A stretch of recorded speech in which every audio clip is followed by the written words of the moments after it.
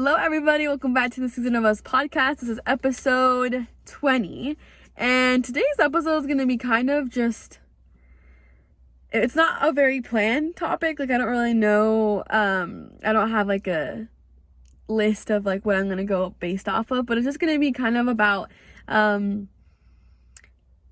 my perspective on like the world and my perspective, like, because some days I feel like I have, well, okay, we'll get into it, but have your coffee, your water, your wine, your juice, your soda, your whatever it is that you're craving, and let's just get started. Scaling all your shadows to your marrow, to your toe. As I was saying, I have this weird tendency to kind of like, some days I'll go through life and go through my days just kind of like, okay, it's very routine based, this is exactly what I'm gonna do. It kind of feels the same, just going through life like normal, like any normal random person. But there's days like today where I kind of just like, because I've been sitting in my car for like maybe an hour, just like thinking about, okay, what the heck am I gonna talk about in this episode? And two, just like thinking about how surreal it is to be living. Now, I'm a very like in tune person, and I think about everything. I think about the universe. I think about, people's emotions and how people are so different, and like how we ended up here, and like this all the things. Like I overwhelm myself with my thoughts. But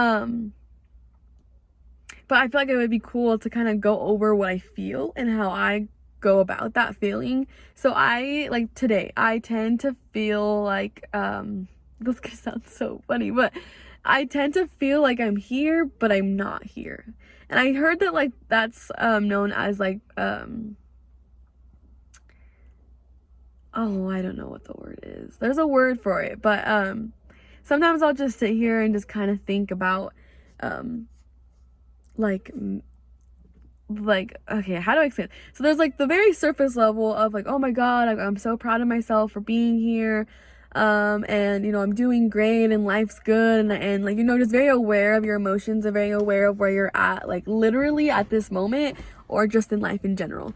And I think it's because whenever I come back to like my hometown, because where I live now is still in the same state that I grew up in, but not in the same city. And so whenever I come back here, I just have, it's like very nostalgic, because I remember kind of like who I was as a kid, and the struggles that I went through, and the trials that I went through, and then just kind of like, you ever think about, this video is gonna be so all over the place, but do you ever think about how like you overthink the fact that you're alive? If that makes sense. So I'll sit here and I'll be like, man, like everyone's just going about their day and doing their thing and going to work and experiencing life, and everyone's the main character in their own life. But then I'm just like, how did it get to be to that point? Or I overwhelm myself because I'm just like, man, like humans are insane. Like, how are we capable of thinking and breathing and predicting and our intuition? And like, I just get so invested in like the world in a more supernatural, or not supernatural, more spiritual sense.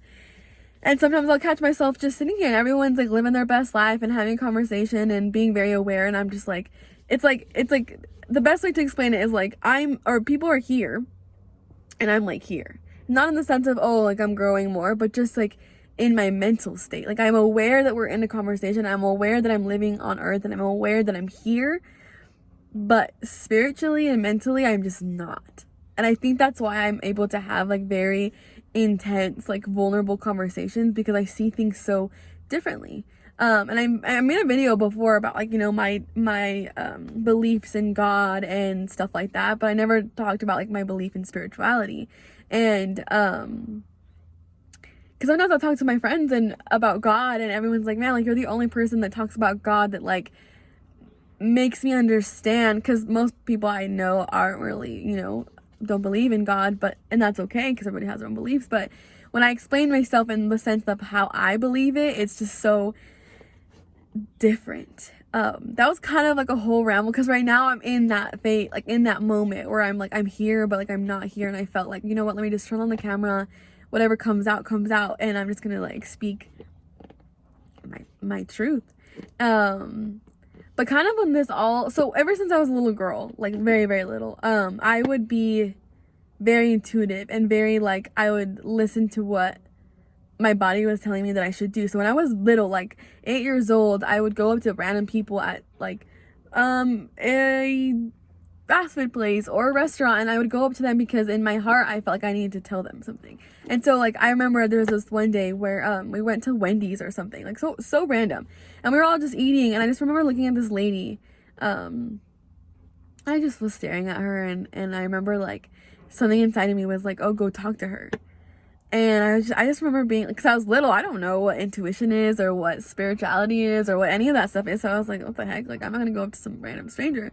But then finally I was like, that feeling wouldn't go away. So I finally, like, I got up and I was like, okay, let me just go talk to her. I don't even know what I was going to say. Like, I literally had nothing, just the gut feeling to go talk to this lady. And I walk into the bathroom and she's just like standing there. And I look at her and I was like, hi, how are you? And she's like, good, how are you? And I was like, I'm good. And I was like, but I just wanted to let you know, I think I said something like, I just want to let you know that your kids love you and like they appreciate you, and like you're doing good. Like I don't remember specifically, because I honestly in that moment I was just like, whatever I said was just, I wasn't there, you know what I mean? Oh my god, I'm probably gonna sound so crazy after this episode. And I just remember that lady just started bawling, and she was telling me that her daughter had just passed away and that she didn't get her last words with her, and that that brought her some clarity and some peace of like the situation and how her daughter passed and all that. And at that moment, at that age, I didn't think much of it. I was like, oh, okay, that was cool, that was a good experience, like, you know, whatever. And as I started to get older, I feel like I kind of strayed from that empathetic version of myself, just because of everything that I went through in life and all the trauma and all the heartbreak and all of, like, you know, people in my life, especially family growing up, telling me like, I don't know, I feel like growing up it was very emphasized to not be like extra, not be sensitive, not be emotional, not be so just like involved with everything, and just in the sense of like who I am naturally, I'm a very intense, loving, like I want to help, like I'm very involved and I want to know everything and I want to be a part of everything. That was just very difficult for me to understand. But because I was going through traumatic situations as well as people were telling me not to be myself, basically, I feel like I kind of just closed off my ability to sense when people are going through something or when people need something, or I don't know. I just have like this, I guess, like in the sense of like religion or church, like they would call it your gift. In the sense of spirituality, I would just say it's just your most raw form. But I feel like I have this tendency of like knowing what people need what people need in their life at that moment, what people need to hear, or if they need to feel loved or comfort or whatever it is. I feel like I'm just very intuitive when it comes to that. But anyway, so that kind of like was the start of me being more empathetic and more observant and more like cautious of people that are surrounding me and what they're feeling and what they're feeling and what they're not actually saying. And so I got older, you know, I went to church, I was very into very religious things, and then as I hit probably like 20, I went on this trip. I think I was either 20 or 21, but I went on this trip, and I can't remember if I spoke about this before, but we went to St. George, and I remember that whole trip, I had the same feeling. And what's funny is that we were just talking about this on my mom's live, which, by the way, I'm going to link that in the bio, in the description, because we went live for like 2 hours, and it was like so good because we talked about, you know, childhood and trauma and like divorce and experiences and relationships and self-worth and all that good stuff. So stay tuned or go watch that video. And then this Wednesday we're also going live again, which I don't know what we're going to talk about, but it's going to be good. Sorry, that was like a little detour, but this trip kind of was like my, I guess the right word would be like awakening, because I remember when I went, I was in a very low part of my life. I was super depressed, and I don't say that lightly. Like, I genuinely, I was in a time of my life where I wanted so badly to be alone, and I wanted so badly to be okay that I was alone and to be independent and like not have to need anybody or need help or need somebody there with me. Like, I was just so, I wanted that aloneness so badly because I wanted to be able to prove to whoever that I am okay to do things by myself. And I think that mentality, because I needed it so badly, it just made me so sad. Like, I remember I would that was the first time that I had moved out, and I had roommates and stuff, but they weren't really we weren't as close. Like, when I would come home, I wouldn't be like, oh my god, let me go check on so and so and like let's talk and have a girls' night. And like, I wasn't really close to them like that. They were just kind of the people that I was living with, and like if every now and then we would hang out, then we would. If not, then we wouldn't. It wasn't like, I wouldn't say that my home felt like a safe space. And partly because I didn't create it. I didn't make it my safe space. But sorry, I'm like fidgeting with the lid on this and I need to stop. And I just remember I was just so sad, and I was in the point in my life where I was like, man, I really wish I could go back in time and live the old life that I had. And I don't know if you guys have experienced that feeling, but at that moment, I was so sad because I was like, man, like I lost everything. Like, I lost everything that I had that I thought that was going so perfect for me just because I thought I wanted to find myself. And now I'm here and I'm all alone, and now there's nobody here that's understanding what I'm going through, and I don't want to talk to anybody because I don't want to be vulnerable. Like, I was just spiraling. I was just like, I cannot do this. And it's funny because at that time I didn't really want to ask for help either, because my mom and my siblings would come over and we'd have like so much fun, and I'd be so happy that I had people around me that I knew loved me and cared about me. But the second that they were going to leave, like I would get so sad and I would break down inside. But I remember one day, like one specific day, they were leaving and I just started crying. I remember in my head being like, Didi, stop crying. Like, they cannot see you be weak. They cannot see you struggling, because I made it known that I was doing great and that I was good on my own, and I didn't need anybody, and I was okay. Like, I could figure it out. And in that moment, I knew that they were seeing me vulnerable and sad, and I just remember feeling so weak, because I was like, now they know that I'm not strong enough to be doing this alone. Now they know that I'm not capable of living by myself. I'm not capable of, taking care of myself. I'm not capable of being okay in my own space. I'm not capable of being at peace with me.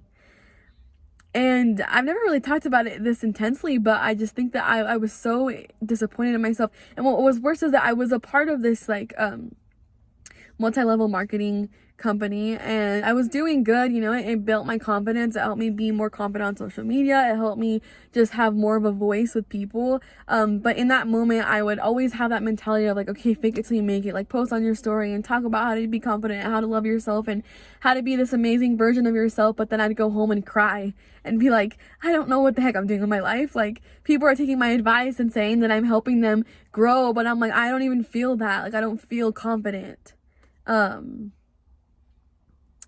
And I think that at some point everybody goes through that, because you kind of I think when for so long your life goes exactly how you're planning it, and then all of a sudden it's like, okay, like we're just gonna throw you this way, your whole idea of what your life was supposed to look like is switched. So then you're just like, man, like, do I even know how to live right? Like, am I doing the right things? Like, how do I know that I am going to end up somewhere good when nothing that I'm doing is working? And I want to speak on that because it's just like, it's such an intense feeling, because I feel like so many people are beat themselves up for not living in a way that they should be living. But it's like, who's to say what you should be doing and what you shouldn't be doing? And I promise this has to do with like my intuitive self and all that, but I just wanted to give some background because I feel like at that point I really did lose myself. And I really did think that I had no purpose and that I benefited no one's life. That I was there for no reason. All I was doing was working on a job that they had no care for your mental health. They didn't care if you were going through it. As long as you show up to your shift and you get your shift card. And I know there's people watching this that are like, you know what? I am on that same boat where I feel like literally all I do is I work for a job or a company or whatever that doesn't even care about me. At the end of the day, I'm replaceable. So if you're already sad and you're depressed and you're in this funk and you're like in this existential crisis of like, what the heck is this world and what am I doing in it? And why am I here? Like, what's the purpose of it? And then to not only help that, you're working at a job that is like making you feel like garbage because they don't do things to acknowledge your worth and your work ethic. Like, how many of you people have worked at a job for so long that you would think, oh my God, like maybe I'll get acknowledged for the hard work or acknowledged for working here for this long or acknowledged that I'm one of the best people at this job and I do what I do in the best possible way, but yet no one really seems to give me credit for it. So then you're stuck in that. You go home and you're just like, man, like what am I doing in my life in this current moment that is enabling me to be better? That is making me feel like I'm worth something. Now, some of you might think like, okay, Daisy, like it's just a job, don't get too crazy. But if you're not doing anything outside of your job to better yourself, so your job is really the only thing that you're doing every single day, and your job is not motivating you to be a better version of yourself or not reminding you of what you're worth, then you get stuck in that mentality of like, then what am I doing here? And then eventually you get caught up in a routine where you're just like, hey, go to work, go home, go to work, go home, go to work, go home. And then you kind of, at least for me, I go crazy because I'm just like, what am I doing? Like, how, like, what's my purpose? And then, anyways, fast forward from that, I finally admitted to a close friend of mine. I called her and I was like, you know what, Amber, I am so sad. Like, I am so sad, and I know that people say that and it's all mental and you know you have to be stronger. I was like, but I literally cannot keep going. And I remember thinking, like, as I was saying this to her, I was like, oh my God, she probably thinks I'm like the weakest person ever. She probably thinks that I am like, you know, I don't know how to take care of myself. And I just remember like to say that to her was so vulnerable for me. Like I was so scared because I was raised in a way where it's like, if you cannot figure your life out, like how are you screwing up? Like, stop crying and just figure it out. Get up and do what you gotta do. And so at that moment when I was like, you know, bawling my eyes out to her, I was just like, I'm just so sad and I don't know what to do. Like, I can't keep doing this for the rest of my life. And I know I'm only 20. At that point I was 20. I was like, I'm only 20 years old and there's so much life ahead of me. I was like, but if I don't know where I want to go, then I'm just going to stay here and I'm going to be stuck. Which means that I'm going to just keep wasting years and years and years of my life because I keep just doing the same thing over and over and over again. I remember her. She's so funny because she's so calm when she talks. And she just listened and she let me talk for a minute. And then she was like, hey, so what are you going to do about it? And at that moment, I was like, what the heck? I just like poured my heart out to you.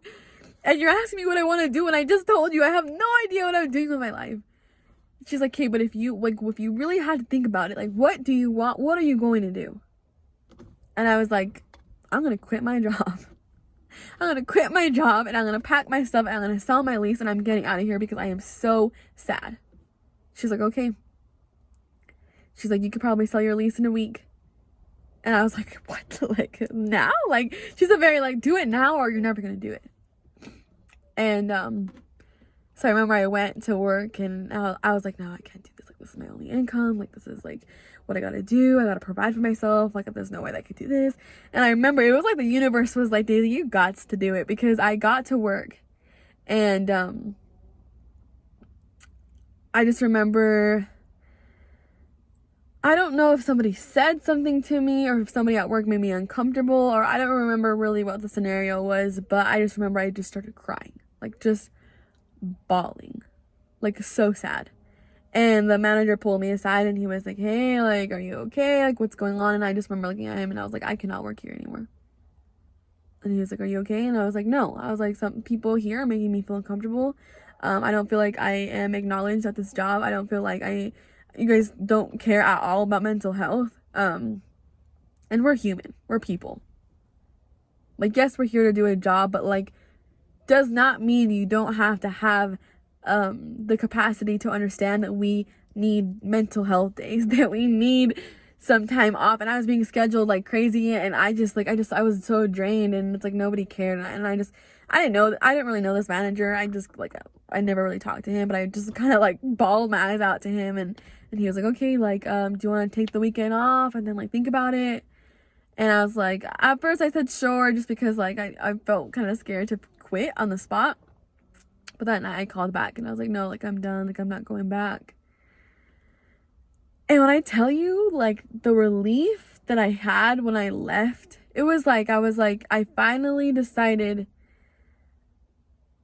to put me first and not have that feeling inside of me of, I don't want to get up and go to work, and I don't want to do that. And so I quit my job, and then I went home and I just started packing. I didn't even sell my lease yet. I didn't even like tell anybody I was moving. I didn't say anything. I just started packing. Because I was like, if I don't pack, I am not going to move. Like, I'm not going to leave. And then I posted in my my apartment on Facebook Marketplace, and literally within a day, somebody was like, I'll take your place. And I remember being like, man, the way that it's so easy to get change, but so many people are so scared to do it, is beyond crazy. Because you can change your life in a day, but people won't, because people are so comfortable with the life that they're living, and the jobs that they're at, and the families that they're in, and the relationships that they're in, and the schools that they're in, like everything. Like, it's like people take life so seriously when there's so much in life to experience. But anyways, back to the store that I was originally going to go to. I packed all my stuff, and at this time, that same friend was like, you know what, we're doing, I think it was like a birthday party or something for a friend, and I was like, you know what, I'm going to go. At this point, like, I just moved all my stuff back into my mom's, and that part was kind of sucky, because I was like, dang it, like, I'm going back, you know. But I went on this trip, and I remember getting there, and the whole time, so obviously the first night, you know, we went a little crazy, we did little things, we're a little bit under the influence, and usually I feel like when I'm under the influence, I tend to just be more funny and more, you know, in the vibes, not so socially awkward, and very energetic and just like myself. But in that time, like, I just remember looking over at everybody, and this sounds so crazy, but this goes back to when I was little, and I had that like intuitive instinct of like, okay, Daisy, no one's understanding that you need to be observant right now, and I was. And so I just remember we were sitting in this circle, and we were just kind of introducing ourselves, because a lot of us went to that birthday trip because of one person, because we all knew that one person, but we didn't know each other. So we were just introducing ourselves, talking about like, you know, what we do for a living and how we know my friend, her name was Malin, or is Malin. And I just remember everybody was like, oh, my name's this, like, I love to do this, just very like, you know, surface level things. And I remember I was just so like out of it, and I just like would stare at people, and I'd be like, oh my god, like, this girl seems so happy, but I know that she's not. It's like I was like looking into their soul, and I was just like, oh my god, like, I wonder what she's going through. And then I look at to a different person, and I'd be like, oh, like, their aura is yellow, like, they're so bright and they're so happy, but they don't even realize how much they affect a room. And it sounds weird, but like, I really was in that state again, where like, I'm here, or they're here, but I'm up here and I'm just observing the event, the situation.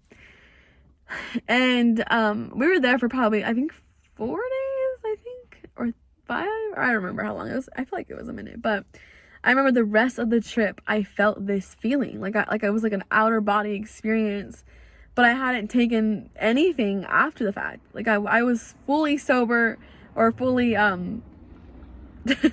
don't know if I'm supposed to mention this on YouTube, but I was fully normal for the rest of the trip. But I was just so like, oh my God, like this world is insane. Like I would just look at everybody and I would hear them. Like I would hear them, but I wouldn't see them. Like I wouldn't see their physical bodies. I would see their colors. And I think that it's just funny because I know some people will watch this and be like, what the heck is Daisy talking about? But that's what I mean by like intuitive thought. It's more of like you see the person for what they are in the sense of their soul rather than their physical appearance. And I feel like that's why I'm not such a superficial person, because I see so deep into people that I'm just like, like it's like that feeling of I need more people that know how to think like me, because then I could have those conversations of like, oh my God, like this world is insane. Like, isn't it insane that we're all living in this one little planet and we're all living our own lives? We're all like in separate lives. Like, and any person that I were to see on the street right now is living in their own little world, and they're the main character and we're all just side characters. But in my life, I'm the main character. Like, it's so weird sometimes. Anyways, back to the story. And I was there, you know, just very distant, and everybody would ask if I was okay, and I was like, no, I'm totally fine, but I just need, like, I think I need some me time, because, like, I don't know what's going on. And we were driving up to these, like, sand dunes, and I remember driving up, and I was literally like this, like, whenever I'm in the car, I would just, like, stare out the window.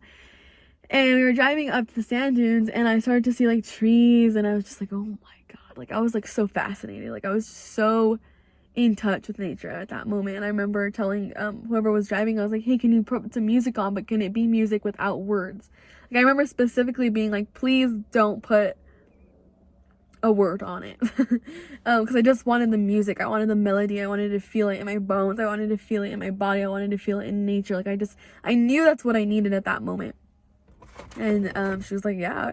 And mind you, this was my friend Amber, and she knew I was going through something, whether that was a spiritual awakening, whether that was just a new perspective on life, or I was just becoming a new version of myself in that actual moment.